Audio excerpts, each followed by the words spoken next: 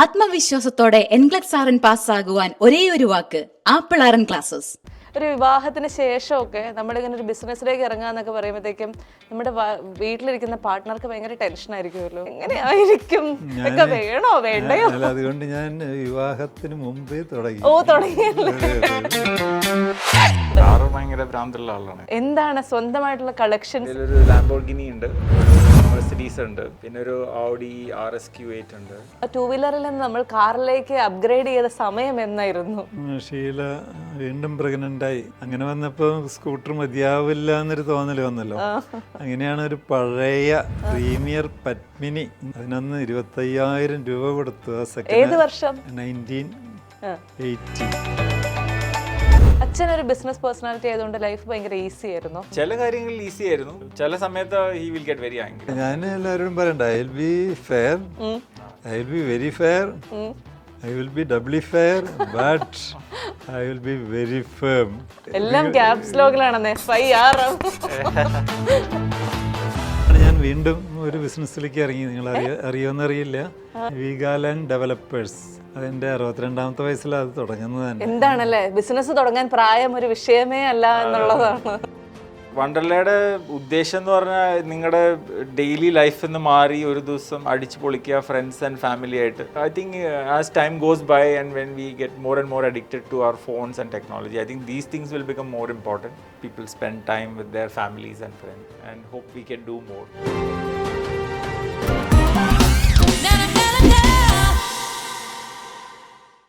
ഒരു budding business woman പെർസ്പെക്റ്റീവിൽ ചോദിക്കുകയാണെങ്കിൽ, ഇപ്പോൾ നമ്മൾ പറഞ്ഞ ഒരു അമ്യൂസ്മെൻറ്റ് പാർക്ക് എന്ന് പറയുന്നത് ഇപ്പോൾ ഇന്നത്തെ കാലത്ത് തുടങ്ങണമെങ്കിൽ ഒരു 500 കോടി രൂപ വേണമെന്ന് പറയും. അപ്പം ഇതിന് നമുക്ക് ഇതെന്നാണ് ഇതൊരു ബ്രേക്ക് ഇവൻ എങ്കിലും ആകുന്നത് എന്നുള്ളൊരു ചോദ്യം വരില്ലേ? അതെന്നായിരിക്കും അതിൻ്റെ ഒരു ഉത്തരം നൽകാൻ പറ്റുക? അല്ല, അതായത് ഏത് ബിസിനസ്സിലും അതിൻ്റെതായ ചലഞ്ചസ് ഉണ്ട്. പ്രത്യേകിച്ച് ഈ അമ്യൂസ്മെൻറ്റ് പാർക്ക് എന്നുള്ളതൊക്കെ പറയുന്നത് ഹെവി ഇൻവെസ്റ്റ്മെൻറ്റ് ഓറിയൻറ്റഡ് ആണല്ലോ. അപ്പോൾ തീർച്ചയായിട്ടും നമ്മൾ 2-3 വർഷമെങ്കിലും അതിൻ്റെ റിട്ടേൺ അല്ലെങ്കിൽ പ്ലസ്സിലേക്ക് വരാനായിട്ട് വെയിറ്റ് ചെയ്യേണ്ടി വരും. അത് കരുതിക്കൊണ്ടൊക്കെ തന്നെ വേണം നമ്മൾ പ്ലാൻ ചെയ്ത് മുന്നോട്ട് പോകാനായിട്ട്. പക്ഷേ ഒരു തവണ അത് പോസിറ്റീവ് സൈൻസ് കാണിക്കാൻ തുടങ്ങിയാൽ പിന്നെ കാര്യങ്ങൾ ബെറ്റർ ആവും. പക്ഷേ അതേസമയം തന്നെ നേരത്തെ അരുൺ പറഞ്ഞ മാതിരി ചലഞ്ചസ് ഉണ്ടായിക്കൊണ്ടേയിരിക്കും. ഉണ്ടാവട്ടെ. എന്ന് ഈ വണ്ടർല എന്ന് പറയുന്ന ബാംഗ്ലൂർ ആദ്യമായി തുടങ്ങിയത്, ആ ഒരു വെഞ്ചർ ഇങ്ങനെ ബ്രേക്ക് ഇവൻ ആയത് എത്ര വർഷം കൊണ്ടായിരുന്നു? എനിക്ക് 3 years എടുത്തു തോന്നുന്നു ബ്രേക്ക് ഇവൻ ആവാൻ. 2005 തുടങ്ങിയെങ്കിലും എനിക്ക് 2008-9 ആ സമയത്താണ് ബ്രേക്ക് ഇവൻ പോയിന്റ് വന്നത്. കാരണം അവിടുത്തെ ഇൻവെസ്റ്റ്മെന്റും കൂടുതലായിരുന്നു. ഫസ്റ്റ് 2-3 കൊല്ലം ആൾക്കാർ അധികം വന്നില്ല. പക്ഷെ അത് ഐ തിങ്ക് മാർക്കറ്റിംഗ് അല്ലെങ്കിൽ ആ ഒരു പുതിയ മാർക്കറ്റ്, എല്ലാ മാർക്കറ്റും ഡിഫറെൻ്റ് ആണ്. അപ്പോൾ ബാംഗ്ലൂർ ബിഹേവ് ചെയ്യുന്നത് കൊച്ചി ബിഹേവ് ചെയ്യുന്ന പോലെയല്ല. Hyderabad it's A completely different market. അപ്പോൾ എല്ലാ മാർക്കറ്റിലും നമ്മുടെ ബ്രാൻഡ് അല്ലെങ്കിൽ നമ്മുടെ ഒരു ഓഫറിങ്ങിന് ഇത്ര ആൾക്കാർ വരണം എന്നുള്ളൊരു നമ്പറിലേക്ക് എത്താൻ സമയമെടുക്കും. അപ്പോൾ ആ ഒരു എനിക്ക് 2 to 3 years. പക്ഷെ ഇപ്പോൾ എനിക്ക് ഹൈദരാബാദൊക്കെ വിത്തിൻ 2 years ബ്രേക്ക് ഈവൻ ആവും. അച്ഛൻ മകനെ ഉപദേശിച്ചു കൊടുത്ത ഒരു ഫൈനാൻഷ്യൽ അഡ്വൈസ് ഉണ്ടോ? അല്ല, ഞാൻ ആരെയും എനിക്ക് തോന്നുന്നു വെർബലായിട്ട് ഉപദേശിക്കാറില്ല. അവർക്ക് വേണമെങ്കിൽ എന്നെ കണ്ടുപിടിക്കാം, എൻ്റെ പ്രവൃത്തികൾ കണ്ടുപിടിക്കാം, എൻ്റെ ജീവിതം കണ്ടുപിടിക്കാം, പിന്നെ ഞാൻ മറ്റുള്ളവരോട് എങ്ങനെ പെരുമാറുന്നു എന്നുള്ളത് വേണമെങ്കിൽ കണ്ടുപിടിക്കാം. അതല്ലാതെ നീ ഇങ്ങനെ ചെയ്യണം അങ്ങനെ ചെയ്യണം അല്ലെങ്കിൽ നീ ഇങ്ങനെ ചെയ്ത് ശരിയായില്ല എന്ന് ഞാൻ പറയാറില്ലാന്ന് തോന്നുന്നു. പക്ഷെ അതൊക്കെ അവരെ പറയണ്ട കേട്ടോ. ഇനി അങ്ങോട്ട് വരാം. അങ്ങനെ എന്തായിരുന്നു അച്ഛനിൽ നിന്ന് ഇത് ഞാൻ എടുത്തു എന്ന് സ്വയം നമുക്ക് ചിലപ്പോൾ തോന്നുന്ന ചില കാര്യങ്ങളില്ലേ, അങ്ങനെ എന്തായിരുന്നു? ഐ മീൻ ഐ തിങ്ക് ഡാഡിയുടെ ഒരു ഈ പറഞ്ഞ പോലെ വാല്യൂസ് സിസ്റ്റം ഭയങ്കര സ്ട്രോങ് ആണ്. അതായത് ഒരു കാര്യം ചെയ്യുകയാണെങ്കിൽ അത് വൃത്തിയായിട്ട് ചെയ്യണം. അപ്പോൾ നമ്മളിപ്പോൾ ഒരു പാർക്ക് ഉണ്ടാക്കുമ്പോൾ ബാക്കിയുള്ളവർ ചെയ്യുന്ന പോലെ അല്ല, നമ്മളതിനകത്ത് വിട്ടുവീഴ്ചകളോ അല്ലെങ്കിൽ ഷോർട്ട് കട്ട്സ് ഒന്നും എടുക്കാതെ. അപ്പോൾ അത് അങ്ങനെ ചെയ്യുമ്പോൾ കോസ്റ്റ് ഭയങ്കരമായിട്ട് കൂടും. പക്ഷെ എന്നാലും നമ്മൾ ചെയ്യുമ്പോൾ അത് വൃത്തിയായിട്ട് ചെയ്യണം. ഇത് എന്താ പറയുക, നമ്മളൊരു വീടുണ്ടാക്കുന്ന പോലെയാണ്. പക്ഷെ ഒരു വലിയൊരു സിറ്റി, അതേപോലെ ചെറിയൊരു സിറ്റി ഉണ്ടാക്കുന്ന പോലെയാണ്. അപ്പോൾ അങ്ങനെ ഉണ്ടാക്കുമ്പോൾ നമ്മൾ കുറച്ച് എന്താ പറയുക ഷോർട്ട് കട്ട്സ് എടുക്കാൻ നമുക്ക് തോന്നും. കാരണം ഇതിങ്ങനെ ചെയ്ത് കഴിഞ്ഞാൽ ഇതായിരിക്കില്ലേ നല്ലത്. പക്ഷെ നമ്മളൊരു കസ്റ്റമറിൻ്റെ സൈഡിൽ നിന്ന് ആലോചിക്കുമ്പോൾ അല്ലെങ്കിൽ നമ്മൾ വരാൻ പോകുന്ന ഗസ്റ്റിനെ ആലോചിക്കുമ്പോൾ നമ്മൾ വിചാരിക്കും okay we should not take any shortcut. അപ്പോൾ അങ്ങനത്തെ കുറേ കാര്യങ്ങൾ ഡാഡിയുടെ. പിന്നെ അത് കഴിഞ്ഞ് പിന്നെ ഡാഡി എപ്പോഴും പറയും ഓഫീസിൽ you should be very fair but you should also be very firm. ഓഫീസിലായാലും വീട്ടിലായാലും ഫെയർ ആയിരിക്കണം എന്ത് കാര്യം ചെയ്യുമ്പോഴും, അതേസമയം ഫേം ആയിരിക്കണം. നമ്മളൊരു കാര്യം ഇഷ്ടമല്ല അല്ലെങ്കിൽ ശരിയെല്ലാം തോന്നുകയാണെങ്കിൽ അത് മാറ്റണം. അപ്പോൾ അങ്ങനത്തെ കുറേ കാര്യങ്ങളുണ്ട്.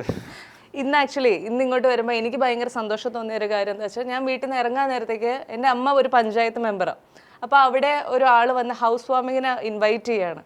അപ്പോൾ അമ്മ കഴിഞ്ഞിട്ട് എന്നോട് പറഞ്ഞു, ആ ഹൗസ് വാമിങ്ങിന് ഇൻവൈറ്റ് ചെയ്തത് ഞാൻ ചിറ്റിലപ്പള്ളി ഫൗണ്ടേഷനിൽ അപേക്ഷ കൊടുത്തിരുന്നതിൽ നിന്ന് അവർക്ക് വീടിന് സാങ്ഷൻ കിട്ടിയ ആ വീടാണ് ഹൗസ് വാമിങ്ങിന് വിളിക്കുന്നതെന്ന് പറഞ്ഞു. അപ്പോൾ ഇത് ഭയങ്കര കോയിൻസിഡൻ്റ് ആയിട്ട് സംഭവിച്ചാണ്. എന്നിരുന്നാൽ പോലും അപ്പോൾ എൻ്റെ അമ്മയൊക്കെ വളരെ എക്സൈറ്റഡ് ആയിരുന്നു. അപ്പോൾ സാറിനെ തന്നെയാണല്ലോ ഇന്ന് കാണുന്നത് എന്നുള്ളത്.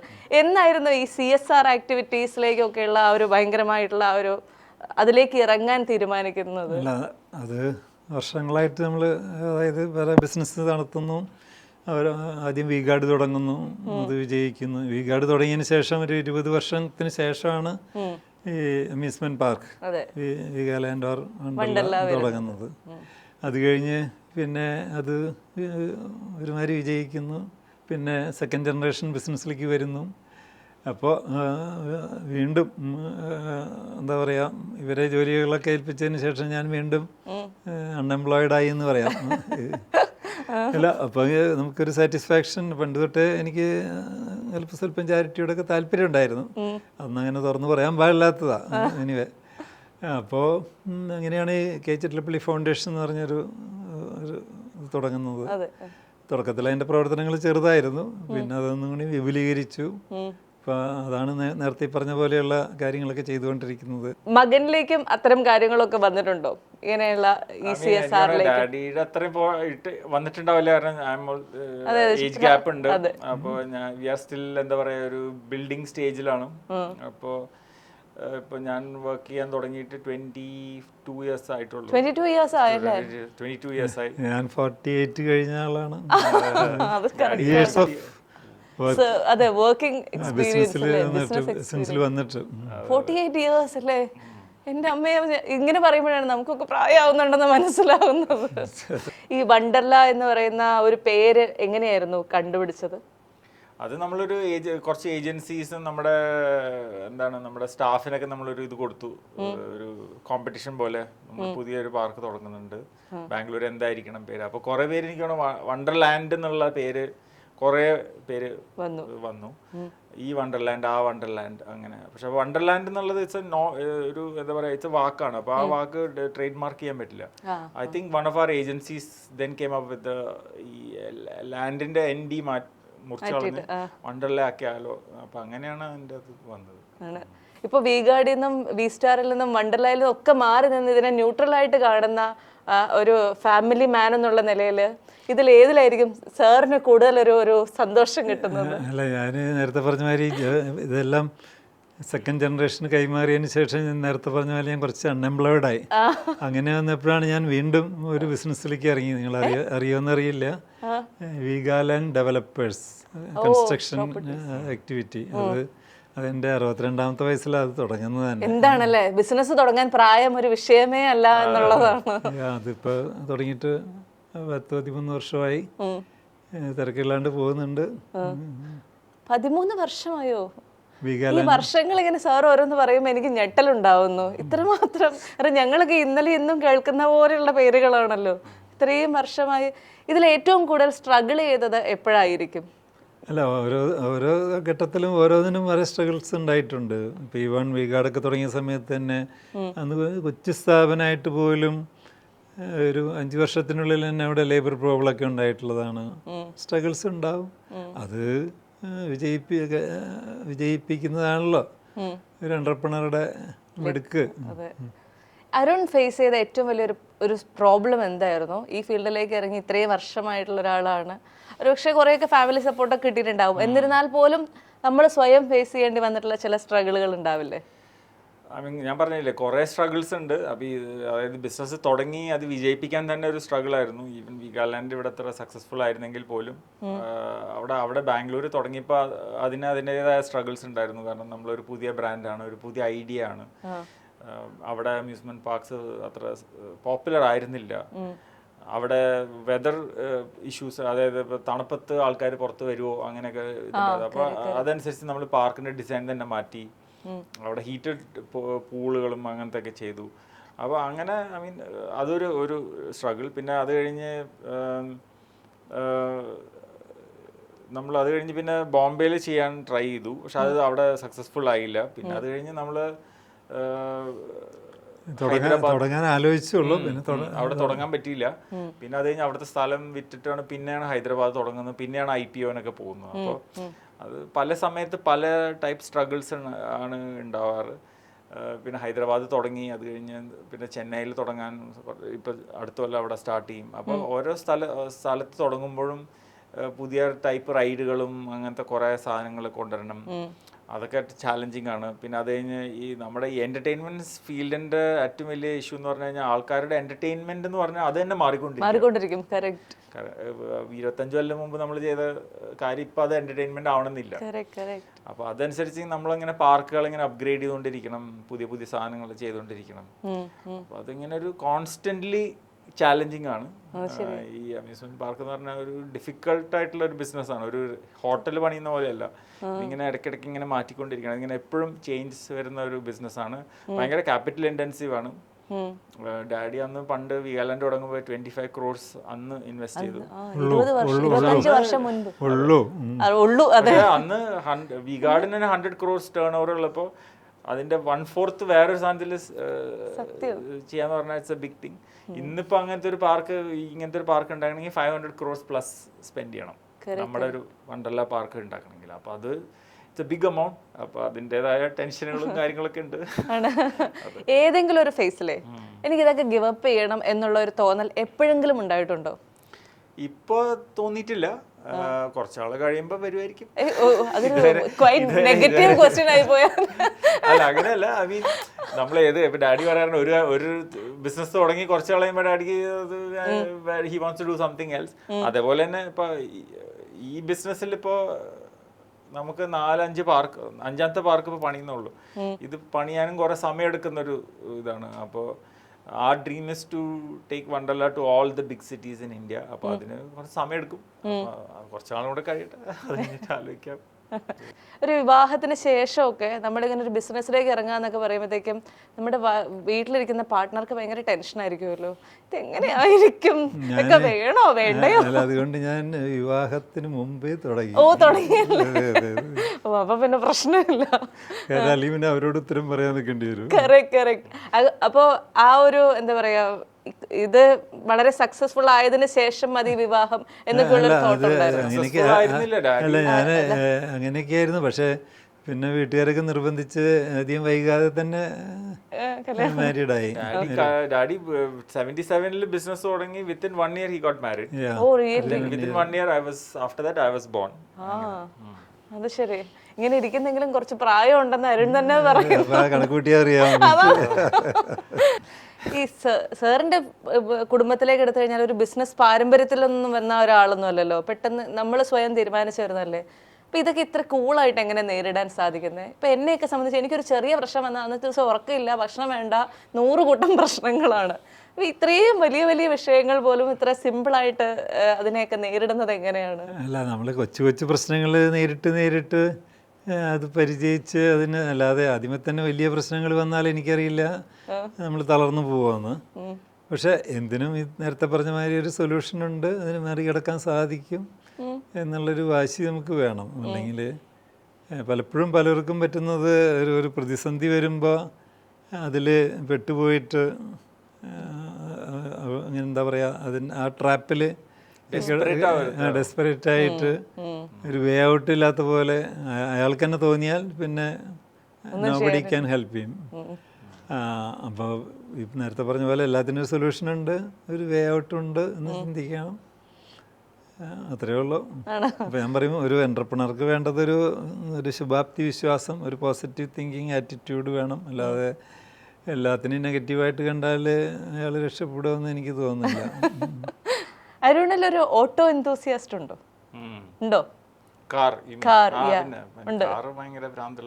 ആണോ?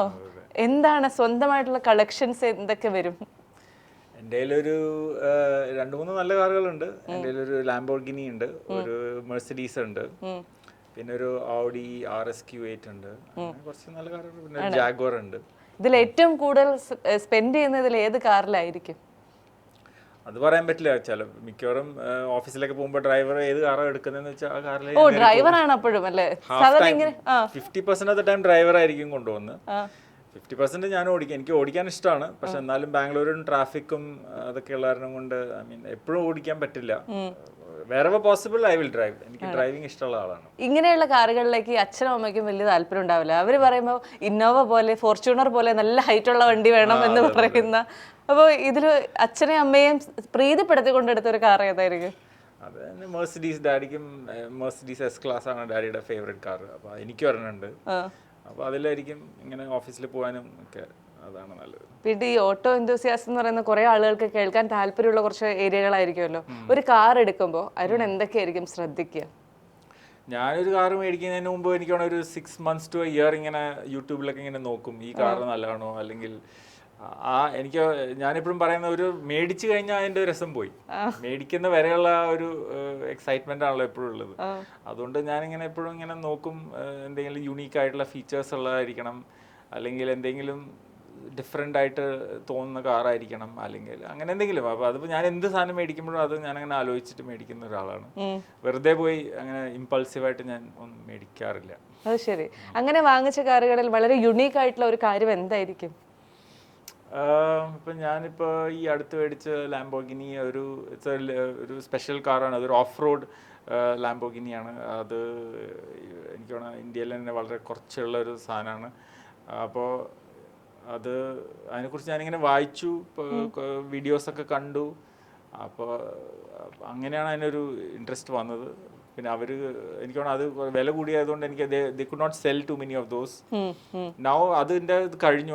ഇപ്പം എല്ലാം ഇലക്ട്രിക് ആൻഡ് ഹൈബ്രിഡ് കാർസ് ആണ് വരുന്നത്. അപ്പോൾ അങ്ങനത്തെ ഈ സ്പെഷ്യലായിട്ട് ഉണ്ടാക്കുന്ന കാറുകൾക്ക് എന്താ പറയുക, അപ്രീഷിയേറ്റിംഗ് ഇതുണ്ടെന്ന് പറയുന്നു.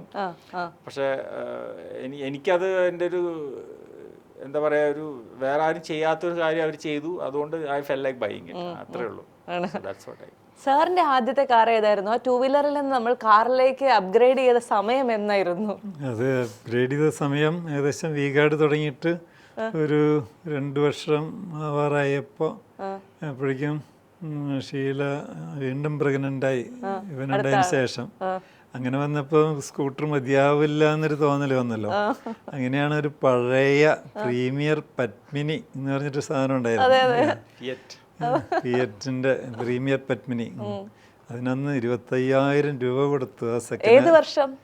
അത് 1980. അന്ന് 25,000 രൂപ കൊടുത്ത് സെക്കൻഡ് ഹാൻഡ് വാങ്ങിച്ചു. സാധാരണ നമ്മുടെ ഭാര്യമാരൊക്കെ ചോദിക്കില്ലേ, നമുക്ക് ഇനി ഒരു പുതിയ കാർ എടുത്തുകൂടെ എന്ന് ഒരു ചോദ്യം. അതെ, അന്ന് പുതിയ കാർ കിട്ടാനായിട്ട് ഇന്ത്യയില് വേറെ ഫോറിൻ കാറുകളൊന്നും ഇറങ്ങിയിട്ടില്ലായിരുന്നു. അംബാസഡർ അല്ലെങ്കിൽ ഫിയറ്റ്, പിന്നെ ഒരു സ്റ്റാൻഡേർഡ് കാറുണ്ട്. സ്റ്റാൻഡേർഡ് അത് വലിയ ഗുണമല്ല. അന്തകാലം അറിയാല്ലേ. അപ്പോൾ ഇത് രണ്ടും പുതിയത് കിട്ടണമെങ്കിൽ നമ്മൾ ബുക്ക് ചെയ്ത് വെയിറ്റ് ചെയ്യണം, ബുക്ക് ചെയ്ത് കാത്തിരിക്കണം. നമുക്ക് ഒരു ലോങ് വെയിറ്റിംഗ് ലിസ്റ്റിൽ വരും. എന്നിട്ട് ആളുകൾ പ്രീമിയത്തിന് ആ പേപ്പർ മറിച്ച് വയ്ക്കും. അപ്പോൾ എന്നിട്ട് അതിന് അങ്ങനെ ലാഭം ആ പേപ്പർ വിറ്റിട്ട് കാശുണ്ടാക്കുന്നവരുണ്ടായിരുന്നു. എനിവേ, അപ്പം മിക്കപ്പോഴും ഇന്ത്യയിൽ പിന്നീട് ഒരു അംബാസഡർ കാർ പുതിയത് മേടിച്ചു. പിന്നെ കുറേ നാൾ കഴിഞ്ഞപ്പോൾ അംബാസഡർ. പക്ഷെ അത് തുടക്കത്തിൽ തന്നെ കലപലാസ്വരം ഉണ്ടാക്കിയിട്ട് വെല്ലിങ്ങിനൊക്കെ കയറ്റേണ്ടി വന്നു. എനിവേ, മാരുതി മേടിച്ചപ്പോഴും യൂസ്ഡ് അല്ല ആദ്യം മേടിച്ചത്. അല്ല, മാരുതി യൂസ്ഡ് ആണ്. പക്ഷെ എന്നാലും അത് മറ്റേ മെയ്ഡ് ഇൻ ജപ്പാൻ അവർ ആദ്യം ഇറക്കിയ മോഡലായിരുന്നു. അച്ഛനൊരു ബിസിനസ് പേഴ്സണാലിറ്റി ആയതുകൊണ്ട് ലൈഫ് ഭയങ്കര ഈസി ആയിരുന്നു ത്രൂ ഔട്ട് ചൈൽഡ്ഹുഡ് ആണെങ്കിലും? ചില കാര്യങ്ങളിൽ ഈസി ആയിരുന്നു, but at the same time ചില കാര്യങ്ങളിൽ ടഫാണ്. കാരണം ഡാഡിയുടെ എക്സ്പെക്ടേഷൻസും ഹൈ ആയിരിക്കും. നമ്മൾ ആ ഒരു ലെവലിലേക്ക് എത്തണ്ടേ. അതൊരു രണ്ട് കാര്യങ്ങളുണ്ടെന്ന് പറയാം. അത് ആ ചിരിയിൽ എന്താണ് അർത്ഥം? അല്ല, അതായത് ഞാൻ നേരത്തെ പറഞ്ഞ മാതിരി ഞാൻ ഭയങ്കര ക്വാളിറ്റി കോൺഷ്യസ്. അപ്പം അതിന് യാതൊരു നീക്കുപോക്കുമില്ല. അതായത് യാതൊരു ഡൈലൂഷനും പാടില്ല. അപ്പം അതിൽ വളരെ സ്ട്രിക്റ്റ് ആയിരുന്നു. അതിലൊക്കെ എന്തെങ്കിലും ചെറിയ ചെറിയ പാളിച്ചുണ്ടെങ്കിൽ അത് എല്ലാവർക്കും ഡോസ് കിട്ടും. ഇത് ഇങ്ങനെ ഇരുന്ന് സംസാരിക്കുന്ന ഒരാളെ ഇങ്ങനെ പറയുമ്പോൾ ഞങ്ങൾക്ക് അങ്ങ് റിലേറ്റ് ചെയ്യാൻ പറ്റുന്നില്ല. ഇതെങ്ങനെയാണ്? ഞാൻ ഡാഡി ഐ മീൻ അങ്ങനെ ചൂടാവാറില്ല, പക്ഷെ ചില സമയത്ത് he will get very angry. ഞാൻ എല്ലാവരോടും പറയണ്ട, I will be fair, I will be very fair, I will be doubly fair, but I will be very firm. ഫേമിന്റെ എക്സ്റ്റെൻഡ് എല്ലാം ക്യാപ്സ് ലോക്കിലാണെന്നേ. ഇനി ഒരു ബിസിനസ് അരുൺ ചെയ്യുകയാണെങ്കിൽ എന്തായിരിക്കും? എപ്പോഴെങ്കിലും അതിനെ കുറിച്ച് ആലോചിച്ചിട്ടുണ്ടാവില്ലേ? എന്തെങ്കിലും ഈ പറഞ്ഞ പോലെ കാർസ് ആൻഡ് ടെക്നോളജി എല്ലാം കൂടെയുള്ള ഒരു സാധനമായിരിക്കണം. അത് മാത്രമേ എനിക്ക് ഇൻട്രസ്റ്റ് ഉള്ളൂ. എന്നെ കുറച്ച് ത്രില്ലിംഗ് ആയിട്ടുള്ള ഒരു സാധനമായിരിക്കണം. Amusement park exciting to me because അതിനകത്ത് ഇങ്ങനെ കുറെ ത്രിൽസ് ഒക്കെ ഉള്ള ഒരു പരിപാടിയാണ്. കാറും അത് again it's a thrill seeking behaviour ആണ് എൻ്റെ. അപ്പോൾ അങ്ങനെ എന്തെങ്കിലും ഒരു സാധനമായിരിക്കും ചെയ്യുക. പക്ഷെ right now I'm busy because ഇതന്നെ ഒരു പല സ്ഥലങ്ങളിലേക്ക് കൊണ്ടുപോകണം. ഇതിൽ തന്നെ കുറെ കാര്യങ്ങൾ കൂടെ ചെയ്യാനുണ്ട് എന്നുള്ളൊരു ഫീലിംഗ് ആണ് ഇപ്പോൾ. അച്ഛനോട് ചോദിച്ച പോലെ ഇനി മകനും ബിസിനസ്സിലേക്ക് വരണമെന്ന് ആഗ്രഹിക്കുന്നുണ്ടോ? എൻ്റെ മോനോ ഇതുവരെയായിട്ട് ഞാൻ അങ്ങനെ ഒരു സംസാരിച്ചിട്ടില്ല. But maybe later on if he's up to it. ഇപ്പൊ he's only 17, so let's see. കുറച്ച് സമയമുണ്ട്. I'm not putting any pressure on it. പ്രേക്ഷകരോട് വണ്ടർലായുടെ ഓണേഴ്സ് എന്നുള്ള നിലയിൽ അല്ലെങ്കിൽ പ്രൗഡ് ഓണേഴ്സ് എന്നുള്ള നിലയിൽ എന്താണ് പറയാനുള്ളത്? അത് അരുൺ തന്നെ പറയട്ടെ. അരുണുള്ളപ്പോൾ അതൊക്കെ മാനേജ് ചെയ്യുന്നത്.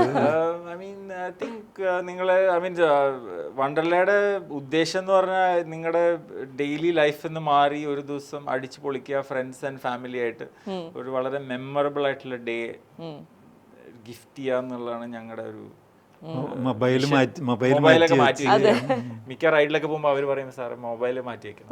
സോ അതൊരു I think as time goes by and when we get more and more addicted to our phones and technology I think these things will become more important.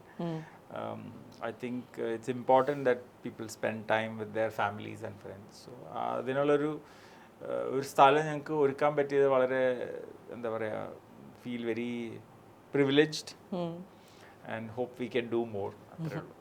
ഏതായാലും അച്ഛനെ അമ്മയെ ഞങ്ങൾ ഒരുപാട് ഇന്റർവ്യൂസിൽ കണ്ടിട്ടുണ്ട്. സെലിബ്രിറ്റികളാണ് രണ്ടാൾക്കാരും. ഇനി മക്കൾ രണ്ടുപേരും കൂടെ ഈ ഫീൽഡിലേക്ക് കൂടുതലായിട്ട് ആക്റ്റീവായിട്ട് ഇൻവോൾവ് ആകട്ടെ അല്ലേ സാർ? അങ്ങനെ ആഗ്രഹമില്ലേ? തീർച്ചയായിട്ടും നമ്മുടെയൊക്കെ കാലം ഗ്രാഫ് കഴിയാറായി. വണ്ടർല 25 വർഷം തികച്ചിരിക്കുന്നു. അപ്പോൾ ഒരുപാട് വർഷങ്ങൾ ഇനി ഒരു 100 വർഷം തികച്ച വണ്ടർലായി ഞങ്ങൾക്ക് കാണാൻ സാധിക്കട്ടെ.